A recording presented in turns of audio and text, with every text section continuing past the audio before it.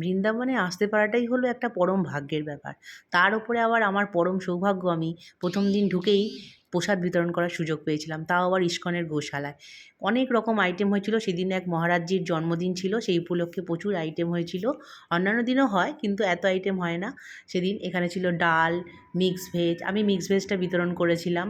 কোপ্তা ছিল, লুচি, তারপরে জিরা রাইস, পায়েস, মিষ্টি, অনেক কিছু আইটেম হয়েছিল। অন্যান্য দিনও দেওয়া হয় কিন্তু এতগুলো আইটেম হয় না। তারপরে আলুর পকোড়া ছিল। আমাদের সঙ্গে গ্রুপে আমরা যারা গেছিলাম আমাদের মধ্যে আরও অনেকেই পরিবেশন করছিল সেদিন। এটা হচ্ছে রন্ধনশালাটা গোশালার। আর এদিকে ওদিকটাতে আরও অনেক বড় জায়গা রয়েছে যেখানে প্রার্থনা হয়। প্রার্থনা হওয়ার পরই কিন্তু সবাইকে প্রসাদ দেওয়া হয়। এখানে ডেইলি ৩ বেলা সব রকমের মানুষ আসেন প্রসাদ গ্রহণ করতে, ফ্রিতে প্রসাদ বিতরণ হয়।